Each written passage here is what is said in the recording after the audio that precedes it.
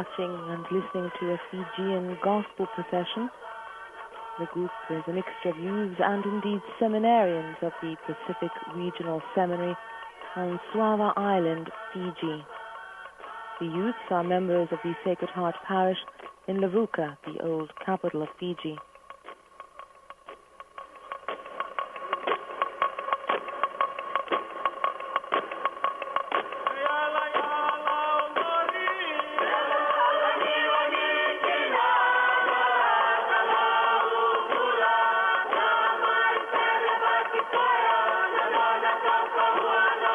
Eight of the performers performing the traditional Fijian dance as they carry aloft the gospel are all seminarians wearing their traditional Fijian attire.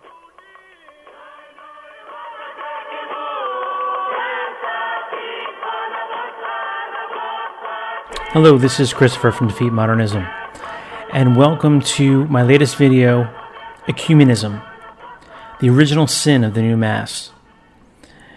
In this video, I will be presenting a talk that was given by the late Mr. John Vennari in 2014 on this subject. He's going to go over many of the quotes of the modernists themselves, many of which were clergy that still hold the reins of power to this day. As you can see in the video I opened up with, and what's streaming on the screen right now, this is from the 2008 World Youth Day in Sydney, Australia. And I wanted to show this because so many people are deceived by Benedict XVI, Joseph Ratzinger, who was one of the key modernists, one of the key enemies of the Mass and of the Church during the Second Vatican Council, and has remained as such to this very day. And this is just showing that the intention of the Second Vatican Council, the correct interpretation of it and of the new Mass, was not a Catholic or traditional interpretation, but that of modernism, which was already condemned by Pope St. Pius X. And some of you may have noticed in the beginning of that video, and I didn't realize this until I was actually putting these clips together, that actually you can see Mr. Jorge Bergoglio in it with a very happy grin on his face as this is taking place. So he was a student of John Paul II and Benedict XVI. So of course, students are molded after their masters.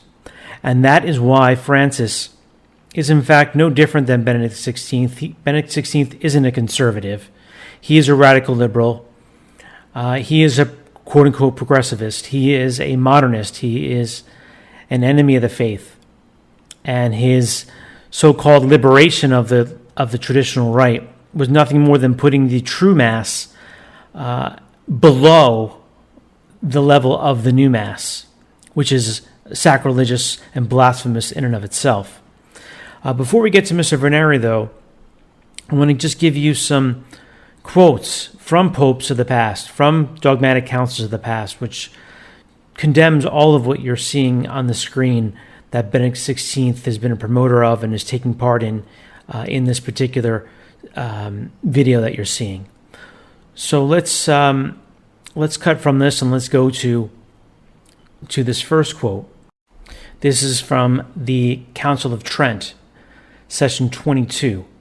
And the council states, quote, "They shall also banish from churches all those kinds of music, in which, whether by the organ or in the singing, there is mixed up anything lascivious or impure, as also all secular actions, vain and therefore profane conversations, all walking about, noise and clamor, that so the house of God may be seen to be, and may be called truly a house of prayer."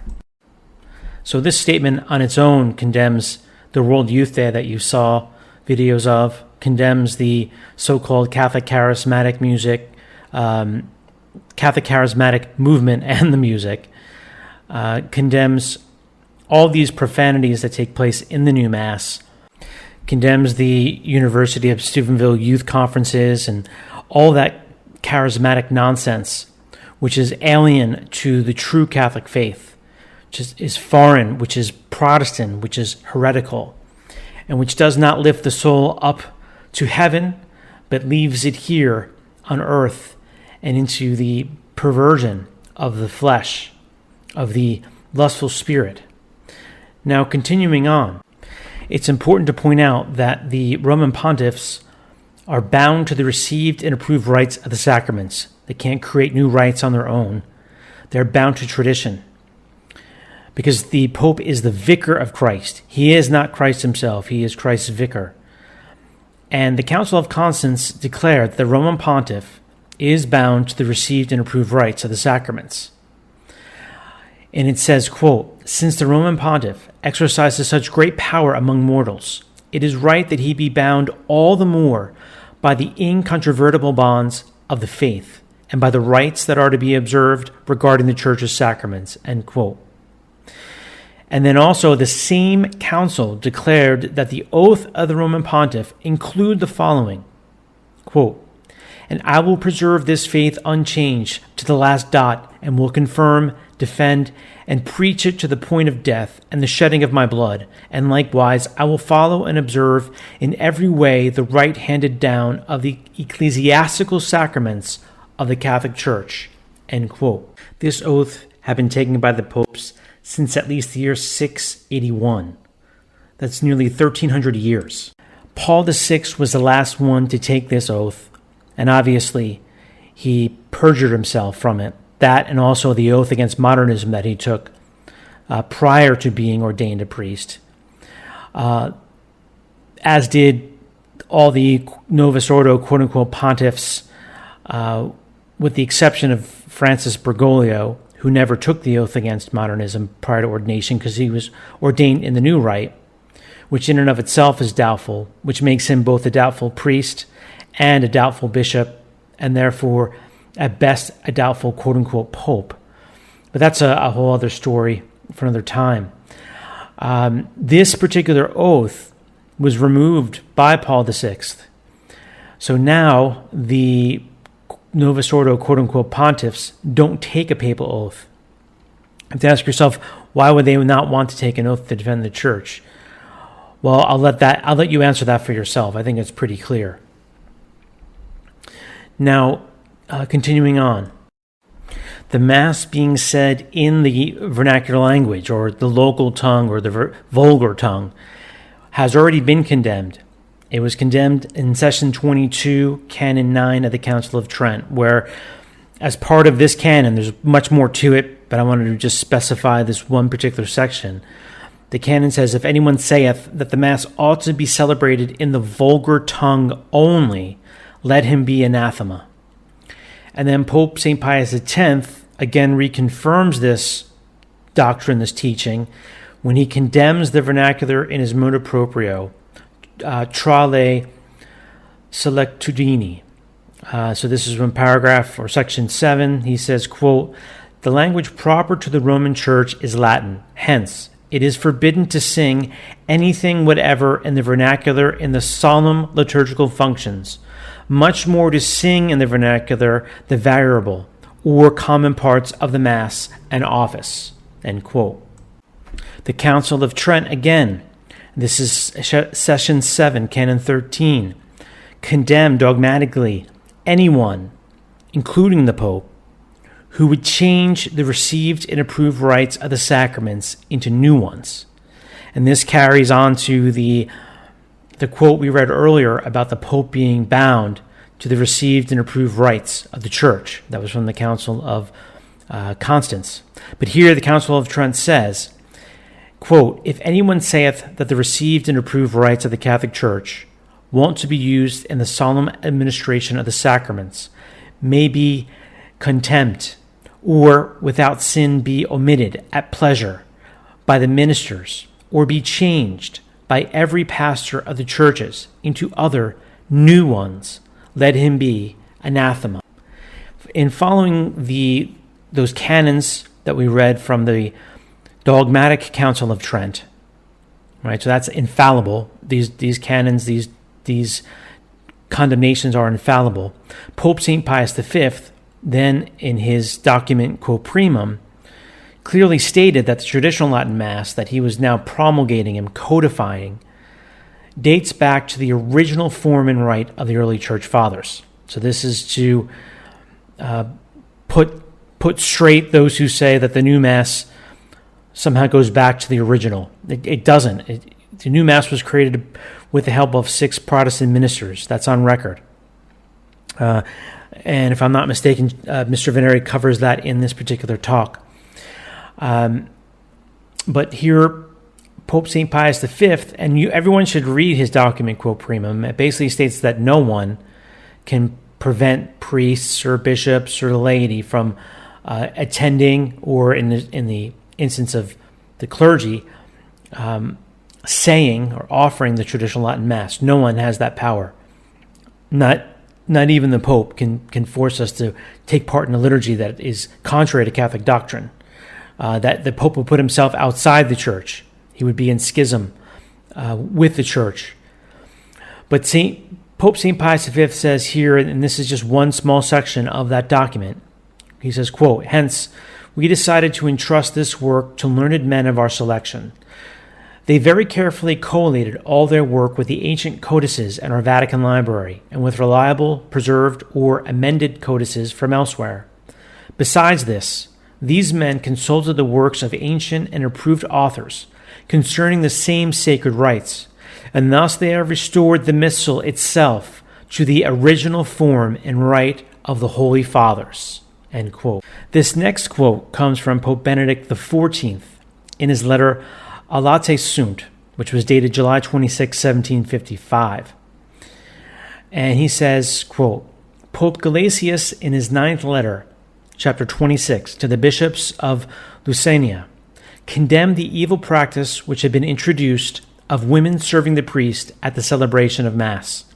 Since this abuse has spread to the Greeks, Innocent IV strictly forbade it in his letter to the bishops of Tusculum.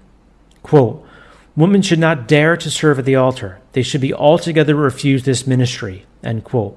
We too have forbidden this practice in the same words in our oft-repeated Constitution, Esti Pastoralis, section 6, number 21. End quote. So there again, you have the practice that is very common in the new Mass of girls serving at the altar or women serving at the altar. This has already been condemned by at least 2 popes. And again, I mean, this is the Novus Ordo, the new Mass, is condemned by 2,000 years of tradition, by dogmatic councils, by innumerable popes. It is a false, ecumenical, sacrilegious, evil rite that no one who wants to save their soul should take part in. And Mr. Vennari is going to explain that in more detail. And then this will be the last quote. This is a prophecy from St. Bridget of Sweden from the 14th century. She says, quote, in the year 1980, the wicked will prevail. They will sacrilegiously profane and defile the churches by erecting in them altars to idols and to Antichrist, whom they will worship, and attempt to force others to do the same, end quote. And you can see that little note there in the center of the photo. It says Paul VI would make the illicit new Mass, quote-unquote, mandatory in 1974, which if we take into account Christ being born in 6 BC, which makes it the year 1980. So I thought that would be interesting. Many of you may not be aware of that particular prophecy, and there's other prophecies, and Catherine Emmerich and others. But not to make this any more lengthy, let's go to Mr. Vennari. Please remember to hit the like and subscribe button, and please remember to pass this on and to keep in your prayers. Our first speaker of the day is Mr. John Vennari, the editor of Catholic Family News, a monthly newspaper dedicated to the defense of the traditional Catholic faith. He regularly writes and lectures on the crisis in the Church. He is the author of, among other things, Close-Ups of the Charismatic Movement and the Permanent Instruction of the Alta Vendita. It is my honor to introduce to you Mr. Vennari.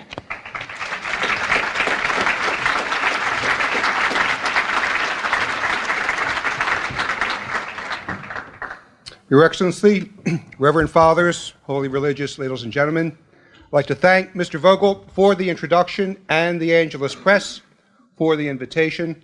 My topic is Ecumenism, the original sin of the new Mass. And I'm going to open with 5 quotations. First, Father Gregory Baum, liberal theologian, writing in Commonweal magazine, January 18, 1963, and he's writing just after the close of Vatican II's first session. He says, quote, "The results of the voting during the last days was amazing and almost incomprehensible. Despite the considerable opposition at the beginning, all but 14 fathers voted in favor of a document on the liturgy, which, while guarding the unity, will once and for all destroy the uniformity of the Roman Rite." And he's happy about it. Second quote, John Mormon, so-called bishop, Anglican bishop from Yorkshire, England, Protestant observer at Vatican II.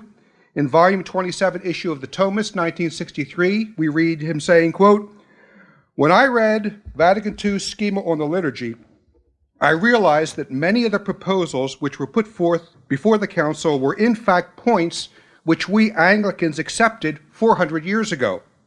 In reading the schema on the liturgy, I could not help but thinking that if the Church of Rome were to carry out all the reforms proposed, they would one day find they had triumphantly invented the Book of Common Prayer."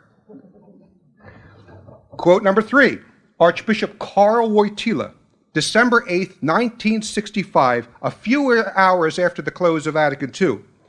He says, quote, "It's not only the words that are significant, but likewise the behavior, the movements, the gestures, the open arms, the hands joined, the kiss of peace. All of these are Roman gestures. If blacks or Japanese wish to translate these gestures into their traditional mode of behavior, for that is necessary, one must translate them.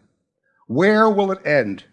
In comparing an African Mass to a European Mass in 50 years' time, will we observe anything in common? Certainly we preserve the basic elements, the bread, the wine, but all else will be changed according to local traditions, the words, the gestures, colors, vestments, chants, architecture, decor. The problem of liturgical reform is enormous, and it's difficult to imagine where it will end." Quote number 4, Monsignor Joseph Clifford Fenton, magnificent and eminent Thomistic theologian of the United States. He wrote the following in his personal diary on October 19, 1962. He says, "I started to read the Council's material on the liturgy and I was shocked at the bad theology. They are actually stupid enough to speak of the Church working until there be one fold and one shepherd, as if that condition was not already achieved."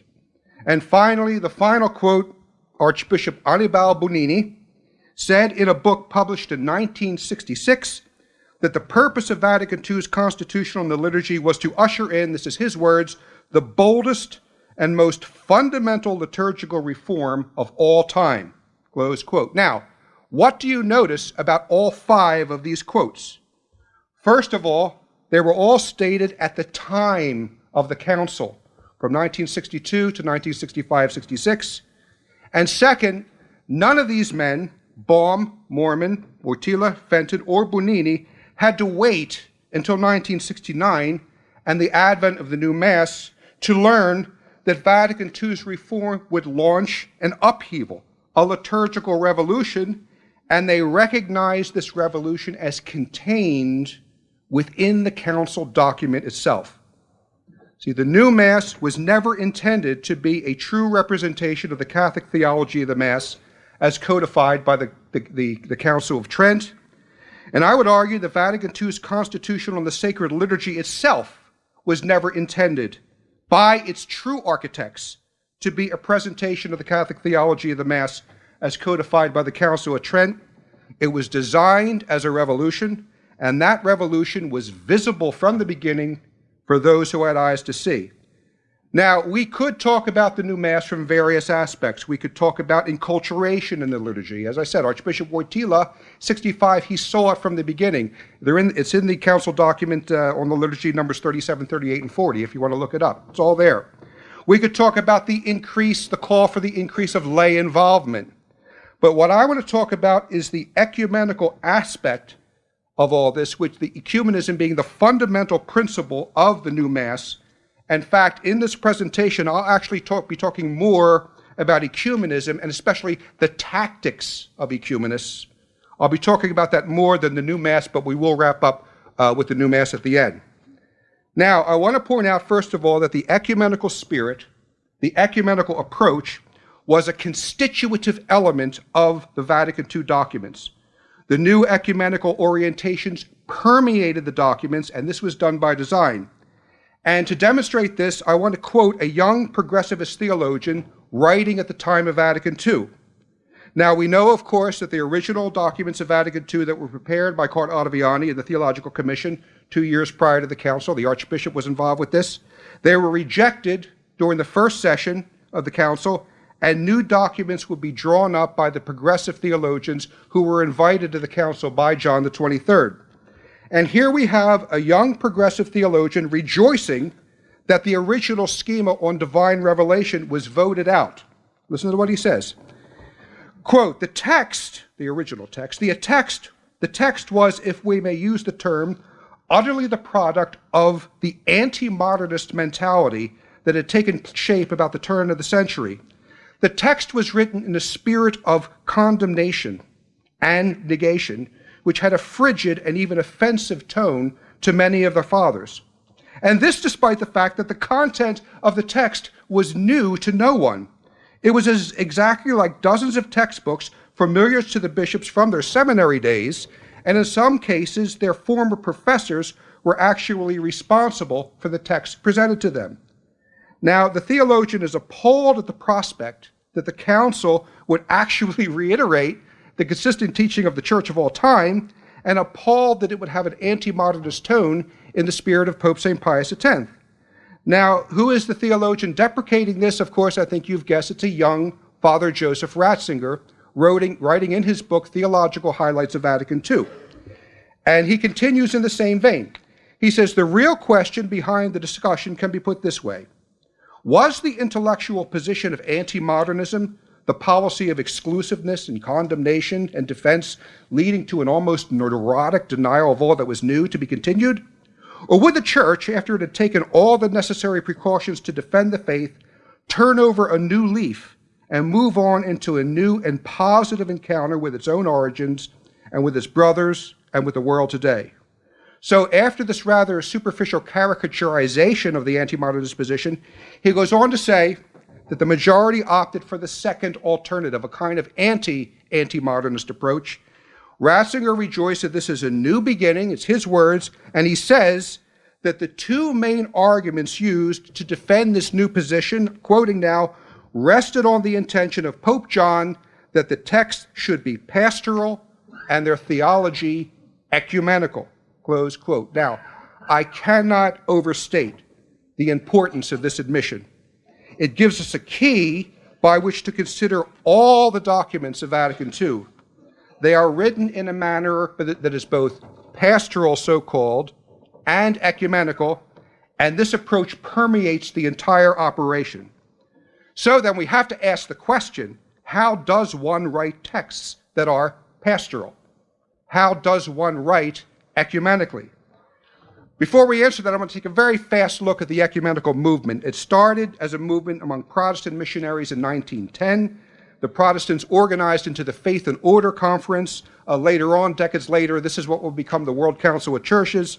But in 1919, this Protestant Faith and Order Conference invited Pope Benedict XV to send delegates to this, and the Pope politely declined.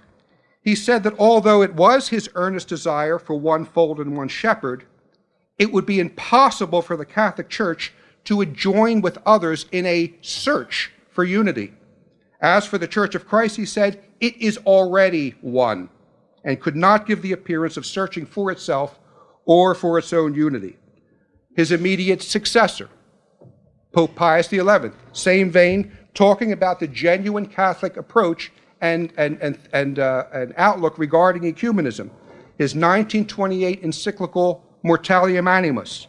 In the face of various Protestant and modernist notions of church unity, the Holy Father gives the correct teaching. Quote, unity could only arise from one teaching authority, one law of belief, one faith of Christians. There is but one way in which the unity of Christians may be fostered, and that is by fostering the return to the one true Catholic Church of Christ of those who are separated from it.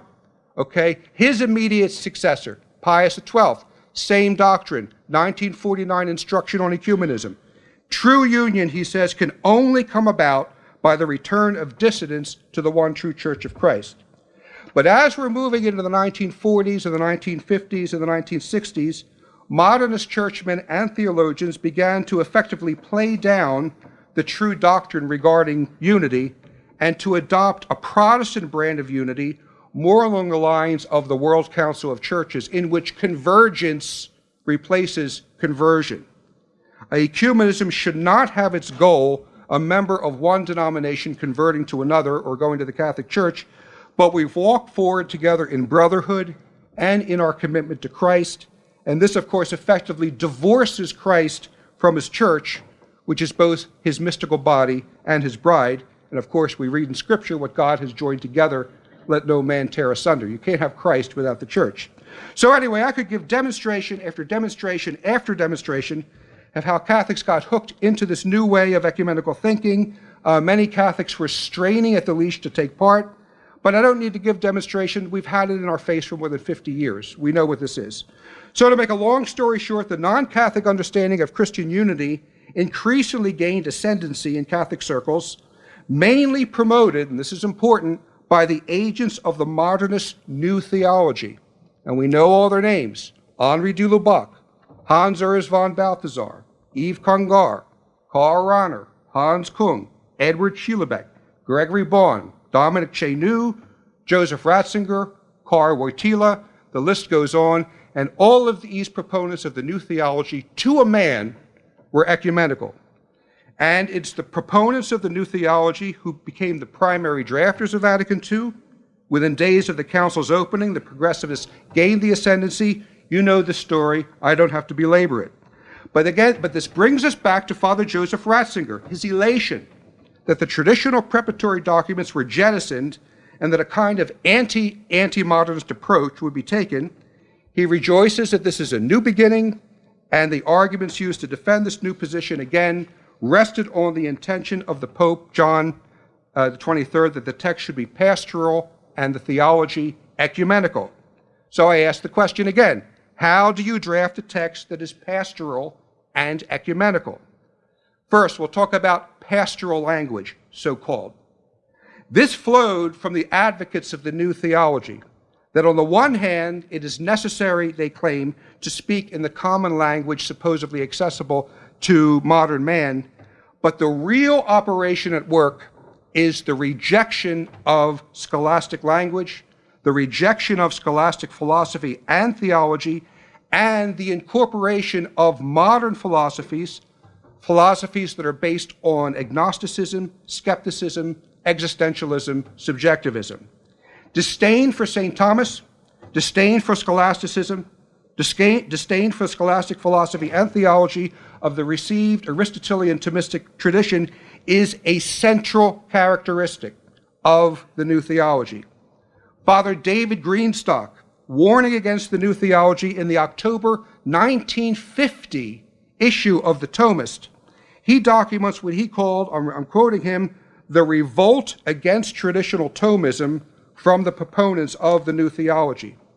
Likewise, another Dominican theologian, Father Anthony Lee, he's warning against the New Theology in 1963, and he says, quote, "At the time of Pope Leo XIII's restoration of Catholic philosophy, Thomism was merely being neglected. Now, however, there is a definite and vocal anti-Thomism stirring among Catholic intellectuals." He notes that, I'm using his words there, a violent anti-Thomism is on the rise, and points to the proponents of the New Theology and that they have been on the attack against Thomism for decades. He says, quote, "By 1946, the destruction of scholastic philosophy and theology had taken on the proportions of a victorious crusade," close quote. And this is true. We're going to see. When Father Ratzinger mentions scholasticism in his 66 book, He always mentions scholasticism with disdain. But now, of course, we have a better understanding why Archbishop Lefebvre, prior to Vatican II, his proposal was shot down. Archbishop Lefebvre foresaw that the imprecise pastoral language of the council documents would cause difficulty in the future. So he proposed that each commission put forth two documents, one more dogmatic, that is in scholastic language, for the use of theologians, the other more pastoral in tone for the use of the average man. And the theological documents drawn up in the traditional scholastic language, he says, to eliminate all ambiguity and error, would serve as the official interpreter, as it were, to the points in the pastoral documents. Archbishop Lefebvre's proposal, I think most of you know this, was immediately rejected. It did get the support of various conservative fathers, but overall, the Archbishop said the proposal was met with violent opposition, and he knows why. He says, liberals and progressives like to live in a climate of ambiguity. The idea of clarifying the purpose of the council annoyed them exceedingly. My proposal was thus rejected. So, to answer the question, how does one produce documents that are pastoral in the present context? One produces them by refusing to use the precision of scholastic philosophy and theology. And I would argue that this refusal to employ the scholastic language in favor of the new so-called pastoral language is a manifestation of the new theology's disdain for scholasticism. It gives them, the pastoral language gives them the wiggle room they need to advance their agenda. So then, the next question, how does one write ecumenically? Before I do this, I want to tell you about my friend Flanagan, who lives in Dublin, don't you know? Flanagan walked into a bar one day and he said to the bartender, I want 3 whiskeys, I want 3 gin and tonic, I want 3 Guinness, I want 3 lagers, and I want them all lined up right now. So the bartender lined them all up, and Flanagan, pop, pop, pop, pop, pop, pop, pop, pop.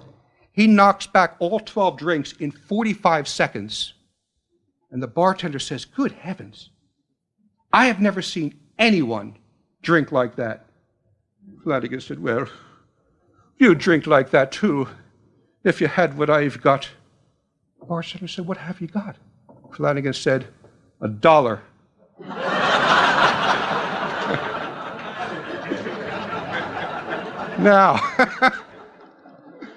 Now, did Flanagan lie? Was there any heresy in Flanagan's approach? No. Flanagan's whole method was an operation of imprecision, deception, and manipulation.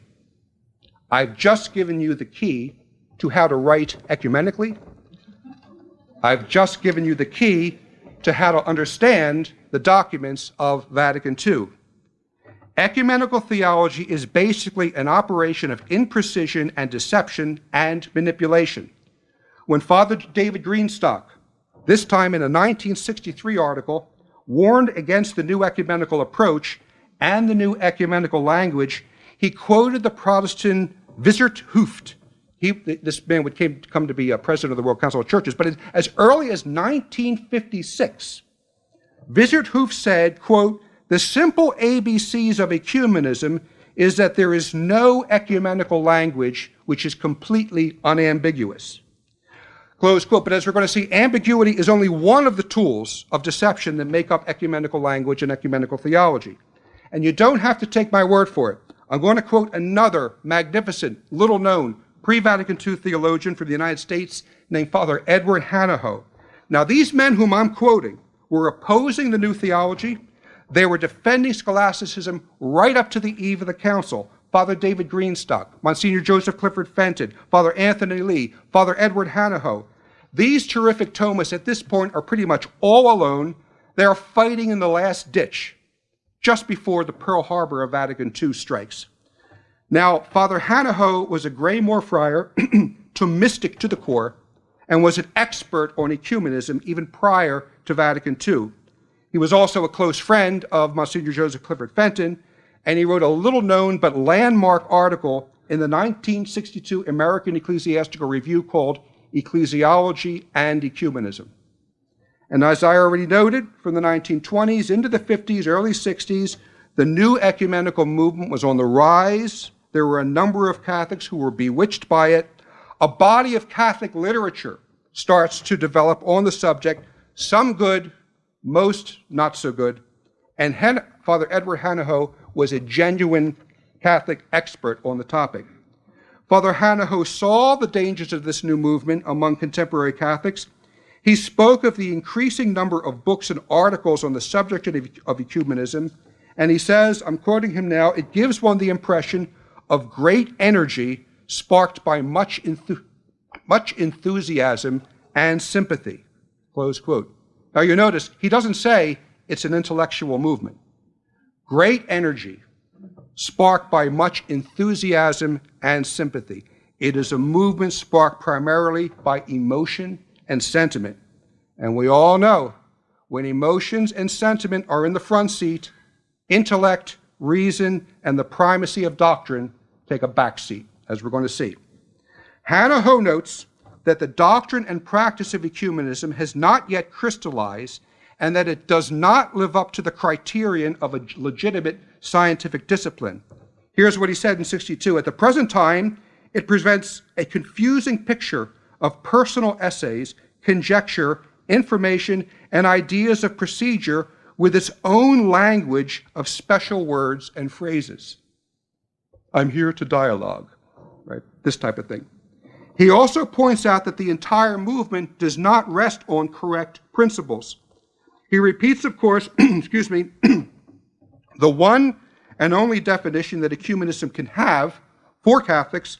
Ecumenism must be, I'm quoting him, must be an enterprise that seeks reconciliation with dissidents with the Church. He warned of the anti-Catholic spirit growing in the field of ecumenism amongst Catholics, and he said, this is an important quote, he said this, in fact, in 1959.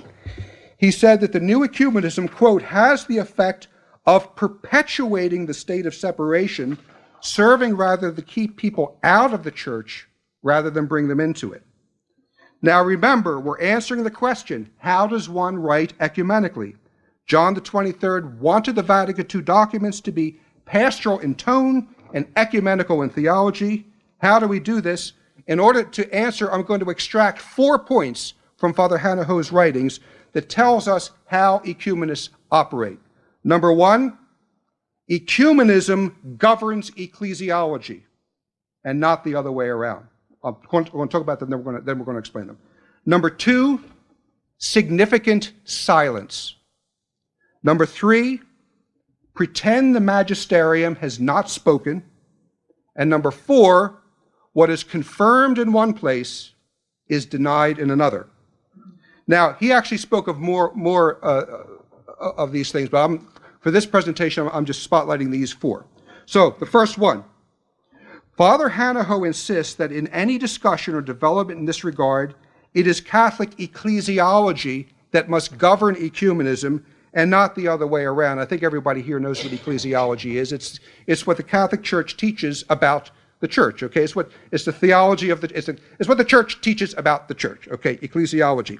Now, ecumenism, he says, must not be the deciding factor in any theological or pastoral development regarding the Church.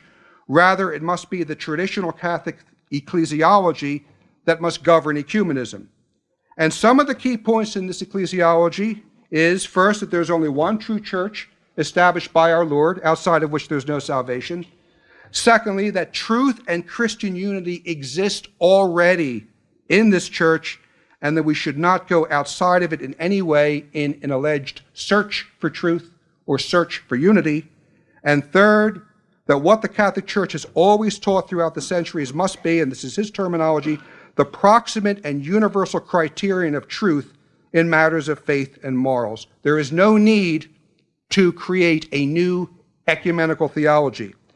Interesting, someone else writing about this, Father David Greenstock, 1963, making the same warnings. He sounded the alarm against, at the time, the present ecumenical madness now gripping Catholic churchmen. And Father Greenstock stresses, I'm quoting him now, that reunion cannot come about without complete unity in the Catholic faith. He also says the Catholics must reject the temptation, this is his words, to use the ecumenical excuse as a weapon for the destruction of scholasticism, we're back to the new theology, and the creation of a new situational ecumenical theology.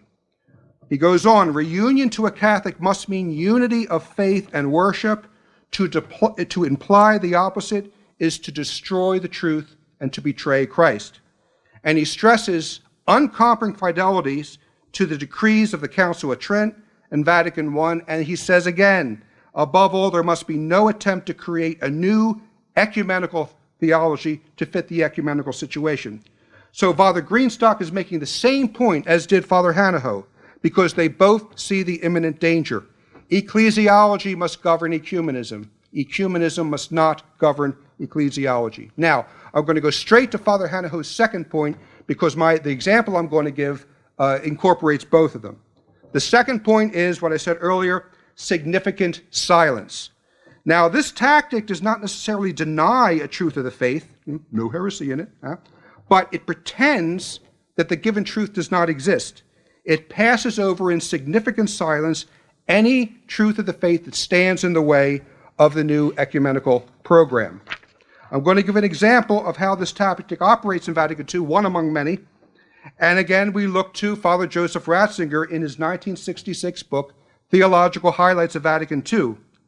Here he explains that the council document Lumen Gentium, which is the council's document on the church, and the decree on ecumenism are absolutely linked, that the groundwork for the decree on ecumenism was established within Lumen Gentium. They drafted it that way. Here's what he says.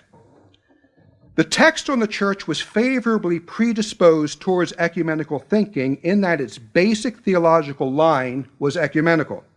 So he tells us, as one drafting the documents, the basic text of Lumen Gentium is ecumenical. He goes on the same page. It attempted to slough off particularisms coming from Latin and scholastic sources and to keep the door open on all legitimate theological questions. So we see already, contempt for scholasticism, for the precision of scholasticism, which is a defining element of the new theology. He goes on the same page. The title of the text no longer referred in scholastic fashion to the nature of the church, but rather spoke of its mystery.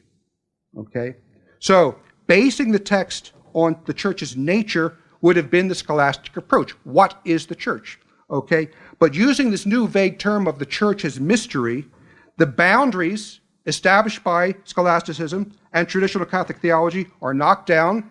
We have von Balthasar's raising of the bastions, and it opens the way for a conception of church that is, in some mysterious way, bigger than the Catholic Church, so that non-Catholics, in some mysterious way, are part of the church. We know how they talk. Now, Ratzinger addresses the question, who is really a member of the church? Ratzinger says, this is amazing, Ratzinger says the first schema of 1962 still clung to the traditional scholastic formula, which saw membership of the church as dependent on the joint presence of three prerequisites: baptism, profession of the same faith, and acceptance of the hierarchy headed by the Pope. Only those, I'm still quoting him, only those who met these requirements could be called members of the church. Obviously, this was a very narrow formulation. Very narrow formulation. Now, I'm sure, especially the priests and the seminarians, they picked up on this right away. What Ratzinger is boasting about is the council's rejection of St. Robert Bellarmine's precise definition of the church. St. Robert Bellarmine, elaborating upon the teaching of Trent, he has given us the finest, most precise definition of the church and what constitutes membership and unity. It is recognized as the most precise definition. Monsignor Fenton in 1944 has a 3-part article, it's fascinating, on the development that culminated in Bellarmine's definition as the church as the perfect society. I'm going to read Bellarmine here. Bellarmine says, the church is one, not twofold, and this one true Catholic church is the assembly of men, united in the profession of the same true Christian faith, and in the communion of the same sacraments, under the rule of the legitimate pastors, and in particular, the one vicar of Christ on earth, the Roman pontiff. Close quote. Now, Ratzinger is telling us that Vatican II effectively rejected this true definition because it did not square with the ecumenical program. I'm going to read what he said again. The first schema of 1962 still clung to the traditional scholastic formula, which saw membership in the church as dependent on the joint presence of three prerequisites: baptism, profession of the faith, and acceptance of the hierarchy headed by the Pope. That's the Bellarmine definition, basically. Only those who met these criteria could be called members of the church. Obviously, he says this was a very narrow formulation. The result, he says, was the notion of member of the church could only be applied to Catholics. It's amazing. With such answer to the question of church membership, it became very difficult to describe the Christian dignity of the non-Catholic Christian. Accordingly, Ratzinger says, modifications were made in the text submitted in the 1963 to the Council Fathers. What were these modifications? The text avoided the expression member of the church, hallowed by long usage in Catholic theology. Use of this expression would have immediately aroused the scholastic theologians who saw this notion as necessarily including the three above-mentioned prerequisites, the Bellarmine definition. In view of this difficulty, the decision was made to avoid this controversial term. Okay, so something that's hallowed by long use is just suddenly a controversial term. He goes on. The new text described the relationship between the church and the non-Catholic Christian without speaking of membership. Direct quote here, by shedding this terminological armor, the text acquired a much wider scope. So, close quote. So we see what's happening here. It's precisely what Father Hanaho and Father Greenstock were warning against. They've abandoned scholasticism. Ecumenism is now governing ecclesiology rather than the other way around. And they pass over in significant silence the revered definition of the Church of St. Robert Bellarmine because it interferes with this radiant city of ecumenism that they're trying to build. Okay? No explicit heresy? Maybe not. But what's key to understanding in the documents of Vatican II is to pay attention to what's not said, to pay attention to the incorporation of these tactics. Okay? So, you've seen the first two. Ecumenism governs ecclesiology and significant silence. I want to move on to the third point, which is noted by Father Hanaho. Pretend the magisterium has not spoken. Now, this is another aspect, really, of significant silence, but it's a bit more serious because it concerns the magisterium of the church. With this tactic, there are certain magisterial teachings that we're going to lock in the basement. We're going to pretend they don't exist. I'll just give you a couple examples from the council. Now, I had mentioned earlier, okay, the two major documents of the first half of the 20th century on ecumenism. 1928, Pius XI, Mortalium Animus. 1949, Pius XII, Instruction on Ecumenism. And they both reiterate the same theme. True union can only come about by the return of dissidents to the one true Church of Christ. But Vatican II's decree on ecumenism neither mentions nor even footnotes 1928, Pius XI, Mortalium Animus, 1949, Instruction on Ecumenism, the two major documents of the 20th century, no mention, as if they don't exist. Crucial omission. Again, we see the ecumenical tactic. Significant silence, pretend the magisterium is not spoken. And this crucial omission, and this is what's really important, the enemies of the church spot this right away. Because the crucial omission is spotlighted and celebrated by Protestants and others as a major ecumenical step forward. Robert McAfee Brown, Protestant observer at Vatican II, he celebrates the decree on ecumenism because of what it does not say. In his 1968 book, The Ecumenical Revolution, McAfee Brown cheers. He says, the document makes clear how new is the attitude that has emerged. No more is there talk of schismatic and heretics, but rather of separated brethren. No more is there an imperial demand that the dissidents return in penitence to the church who has no need of penitence. Instead, there is a recognition that both sides are guilty of the sin of division and must reach out penitentially to one another. Now you know what the apology program was all about. No more are Protestants dismissed merely as sects, S-E-C-T-S, or psychological entities alone. Instead, it is acknowledged that there is a measure of ecclesial reality to be found within their corporate life. Now, elsewhere in the same book, Ecumenical Revolution, McGaffey Brown mentions Mortalium Animus and the 1949 Instruction on Ecumenism. He has nothing but contempt for these documents, but he loves Vatican II's decree on ecumenism. Another example, Protestant Samuel McCrae Cavert, bursting with admiration over Vatican II's decree on ecumenism because of what it does not say, because of what it refuses to affirm. Cavert writes, instead of dogmatically insisting on their return to Rome as the only possible movement toward unity, the decree is concerned with a movement towards Christ. Again, we have this error of separating Christ from his church, as if you can have one without the other. He goes on, from a Protestant angle, this fresh orientation is of the highest consequence and is pregnant with creative possibilities. The significance of the decree on ecumenism stands out vividly when it's read side by side with the encyclical Mortalium Animus and the instruction of the Holy Office. He sees the contrast. These earlier documents represented such an isolated aloofness that the door appears to be closed against any effective dialogue between Roman Catholics and non-Roman Christians. Today, the door is wide open, okay? Tactic of ecumenists. Pretend the magisterium is not spoken, significant silence, crucial omissions. And we know how important a crucial omission can be. Just suppose a husband and a wife, and the wife gets the sense that maybe something's a little wrong. And at one point she says to her husband, honey, do you love me? Well, we've been married for 25 years. Yes, but honey, do you love me? Well, we have 4 strapping children, and they're a great joy to our lives, aren't they? Yes, but honey, do you love me? Well, we got this nice house, and we got this built-in pool, we go to... Yes, but honey, do you love me? See, the failure to affirm means everything. It is crucial.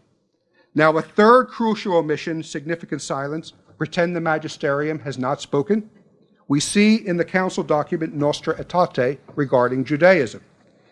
I don't know if you know this or not, but in the original schema, there was a section that called for the conversion of the Jews, and it was drafted in the most gentle language. I'll read what it was. It said, quote, it is worth remembering that the union of the Jewish people with the church is part of the Christian hope. Therefore, following the teaching of the apostles, the church waits with unshaking faith and deep longing for the entry of that people into the fullness of the people of God established by Christ, close quote. And even this gentle language was considered too offensive. The rabbis, Jewish groups, complained to Paul VI about it, so it was dropped. And just as Robert McAfee Brown praised the omissions in the decree of ecumenism, we have a rabbi praising the omission in Nostra Aetate. Rabbi Abraham Herschel, at the time, would congratulate the document, saying, quote, the schema on the Jews is the first statement in church history devoid of any expression of hope for conversion. See, crucial omission, significant silence, pretend the magisterium of the church has not spoken, and then set the new policies accordingly. This is key in reading and understanding the true nature of Vatican II. And finally, the fourth point, what is affirmed in one place is denied in another. This, of course, is an old modernist tactic. And we could give a lot of examples here, and I'm not going to give this one within the context of ecumenism, but within a very obvious one that's within Gaudium et Spes, on the primary purpose of marriage. Now, traditional doctrine says the primary end of marriage is the begetting and the education of children as members of Christ, and the secondary end is mutual love and assistance between the spouses. And this flows from natural law, okay? But here's what we read in Gaudium et Spes. Marriage and conjugal love are by their nature ordained toward the begetting and education of children. Children are really the supreme gift of marriage and contribute very substantially to the welfare of their parents. Hence, while not making the other purpose of matrimony of less account, bing, the true practice of conjugal love and the whole meaning of the family life which results from it have this aim, that the couple be ready with stout hearts to cooperate in the love of their Creator. It goes on and on, as the document does. Now, what do we see? First, children are a supreme gift. So this gives the impression of children as the primary end of marriage, yet there is significant silence because they, first of all, they don't use the term primary end, and in a way they pretend that magisterium is not spoken because they don't reiterate Costi Connubii that is very clear. Pius XI's encyclical on marriage that's very clear in this regard. And then we read, as I said, while not making the other purpose of matrimony of less account. So in practice and in emphasis, what happens is the secondary end becomes the primary end, it's raised to the primary end, and this opens the door then for acceptance of contraception and other aberrations that I won't mention. Now, Father Dominic Chenu, a leading light of the new theology, he admits that this was purposely done and that he was involved in the process. See, they've won, so they're boasting. Here's what Chenu says. He said this in 1975. He said that in Gaudium et Spes, the theologians drafted the documents in such a way as to reformulate the traditional thesis on the two ends of matrimony so as to give priority to love among spouses, though not to exclude procreation, which was nice of them. Okay. So, we see that this is the way they manipulated the text. Significant silence, pretend the magisterium is not spoken, what is affirmed in one place is denied in another. And this is how Vatican II operates. This permeates the entire operation of Vatican II, and this is why we can say that the documents of Vatican II are flawed texts. And it's not merely we who say this. I'm going to quote two churchmen who say the same thing, kind of in their own way. Bishop Thomas Morrow, a prelate who participated at Vatican II, he's dead now, he said later in life, he said, quote, "I was relieved when we were told that this council was not aiming at defining or giving final statements on doctrine, because a statement on doctrine has to be very carefully formulated, and I would have regarded the council documents as tentative and liable to be reformed." Next, our good friend Walter Cardinal Casper. I like Cardinal Casper. I like him because he says openly what the real agenda of Vatican II is. He'll say what others will not say. Here's what he said April 23rd, 2013, in the Observatory Romano, Vatican's newspaper. Quote, "In many places, the Council Fathers had to find compromise formulas in which often the positions of the majority are located immediately next to those of the minority, designed to delimit them.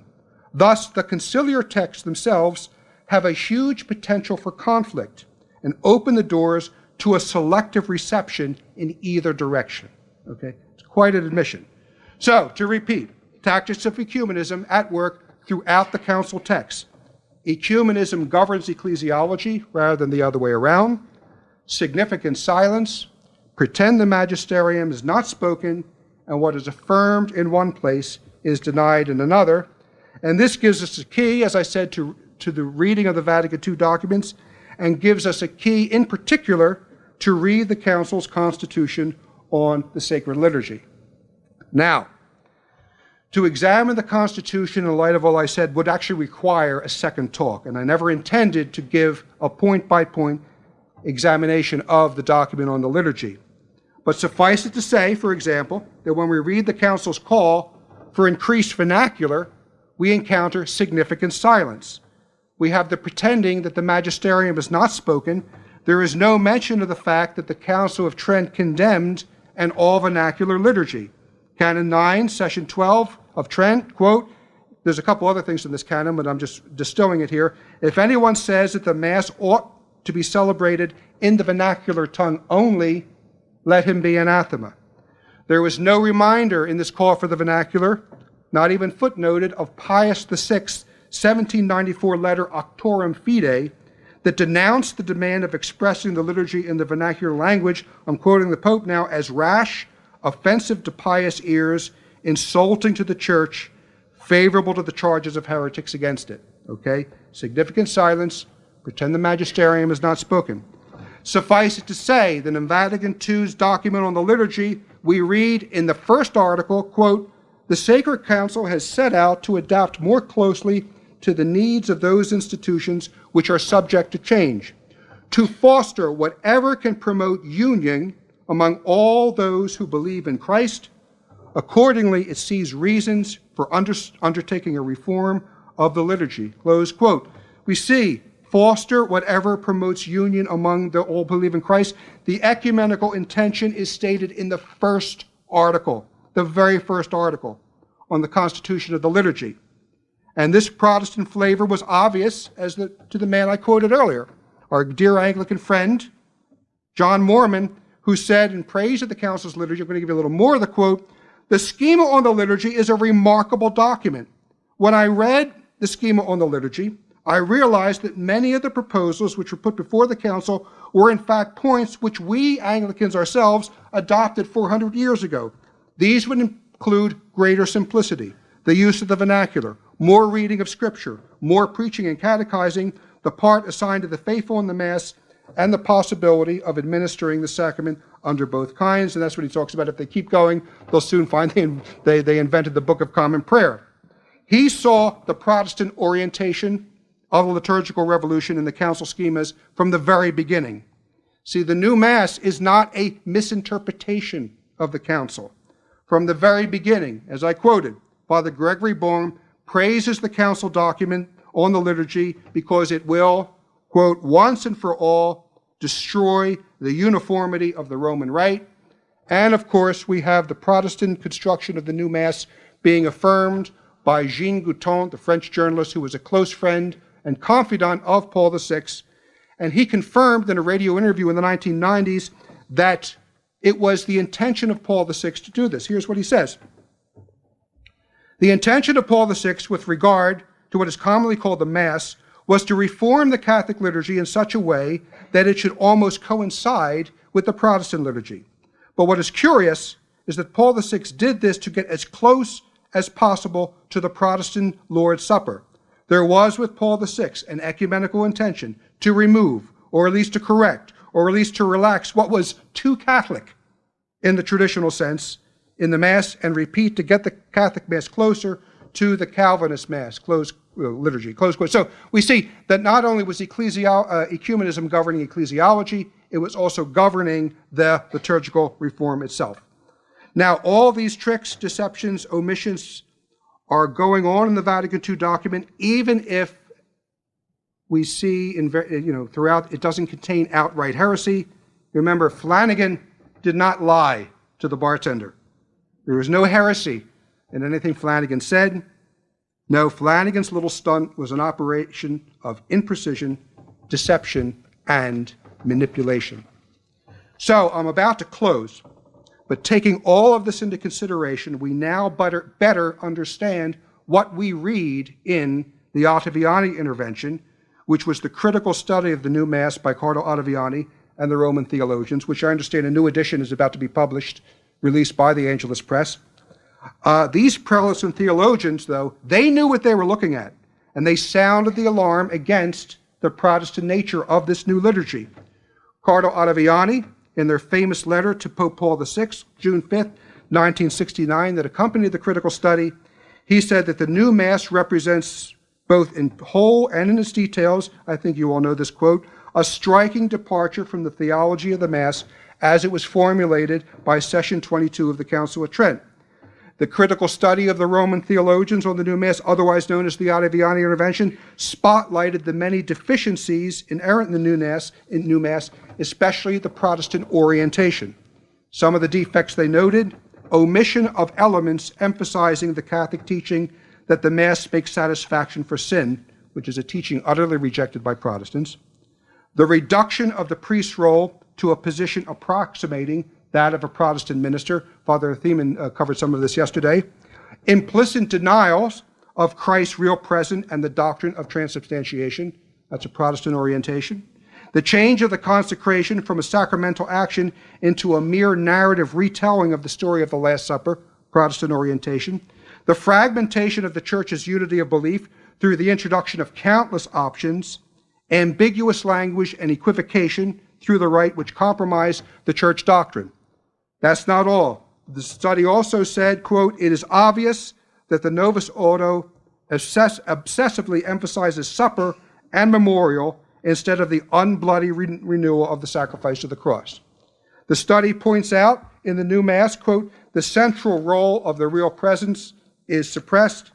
And the study also points out one, probably my favorite line in the whole Ottaviani intervention, that the new Mass, quote, has much to gladden the heart of the most modernist Protestant. Now, mind you, and I've stressed this throughout the years, this is a critique of the new Mass in the original Latin, in its, if we can use this term, in its purest form, as it was originally released by Paul VI. The other abuses, the bad translations, they all came later. The critical study didn't talk about these, though it could foresee them. So the new Mass at its best is really not a Catholic liturgy. It was not constructed, it was not made for the worship of God that is his due, but was constructed for the sake of a modernist ecumenism that is contrary to reason and has always been condemned by the Catholic Church. The reason I never attend the new Mass, speaking personally, has nothing to do with the validity. Is it valid? Is it not valid? No, to me that's not the real issue. The reason I only attend the Tridentine Mass and never the new is because the new Mass is not really a Catholic form of worship. It is essentially, at its best, in its purest form, a modernist and Protestantized liturgy constructed to serve the false gods of liberalism and ecumenism. And should we be surprised? With ecumenism and an anti-scholastic pastoral language as the guiding principle of the text of Vatican II, the Protestant outcome of the Council's liturgical revolution would seem to be inevitable. Aquinas said, a small error in the beginning is a big error at the end. Well, ecumenism and the new theology are big errors in the beginning, and we end up with colossal catastrophe at the end. So we better understand why Cardinal Ottaviani and the Roman theologians say in the critical study, I quote, "It is obvious that the new order of Mass has no intention of presenting the faith taught by the Council of Trent, but it is to this faith that the Catholic conscience is bound forever. Thus, with the promulgation of the new order of Mass, the true Catholic is faced with a tragic need to choose," close quote. And we choose to have nothing to do with the new Mass because it is not truly a Catholic form of worship. Thank you for your attention.